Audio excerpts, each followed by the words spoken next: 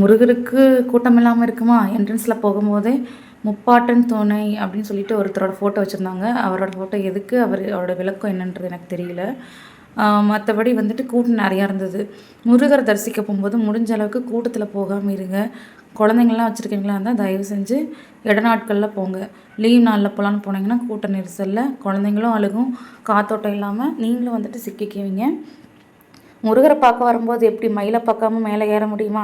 மயில் தரிசனம் இனிதே வந்துட்டு அவரோட வாகனத்தோட தரிசனம் முடிச்சதுக்கப்புறமா மேலே போனோன்னே சாமியோட அலங்காரம் ரொம்ப அருமையாக பண்ணியிருந்தாங்க. என் வீட்டுக்காரர் ஏன் நீ கூட்டத்தில் போனால் டக்கு டக்குன்னு அமுச்சு விட்டுருவாங்க, நீ பொறுமையாக இரு, பின்னாடி வா.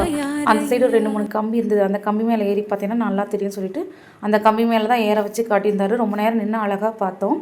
அப்புறம் இதுதான் வந்துட்டு கோயிலோட முன்னாடி பக்கம்.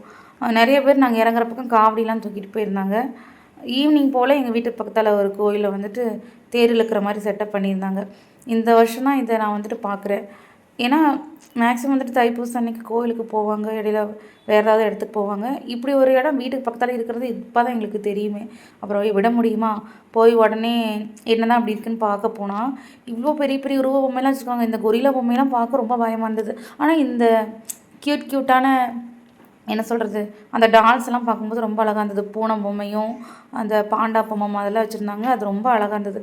பக்கத்தில் ஒரு சில குழந்தைங்க கொண்டு போகும்போது அழுதாங்க. மற்றபடி அவங்களே வந்து நம்ம இடிக்கிற மாதிரி வந்தாங்க. ஊர்வலம் இழுத்துட்டு போகிறதுக்கு கொஞ்சம் லேட் ஆகும்னு சொல்லியிருந்தாங்க. அப்புறம் அன்றைக்கின்னு பார்த்து கும்மி பாட்டெலாம் அரேஞ்ச் பண்ணியிருப்பாங்களாட்டிருக்கு. அதுவுமே கொஞ்சம் லேட் ஆயிடுச்சு. நாங்கள் போன டைமில் ஆடல, இல்லைன்னா கூட நாங்களும் கொஞ்சம் போய் பண்ணலான்னு பார்த்தோம். அதுக்கப்புறம் தான் சொன்னாங்க அங்கே இருக்கிறவங்க, இல்லைங்க வெளியாட்களை அலௌட் கிடையாது, அவங்கள ஒரு குரூப்பாக வந்துட்டு செட்டப் பண்ணி கொண்டு வந்திருக்காங்க, அவங்க மட்டும்தான் ஆடுவாங்க ஒரே குழுவாக அப்படின்னாங்க. சரிங்க அப்படின்னு சொல்லிட்டு சரி வந்ததுக்கு திருப்தி அந்த பொம்மையெல்லாம் பார்த்துட்டு இல்லைன்ட்டு ஹாப்பியாக வீட்டுக்கு கிளம்பிட்டோம்.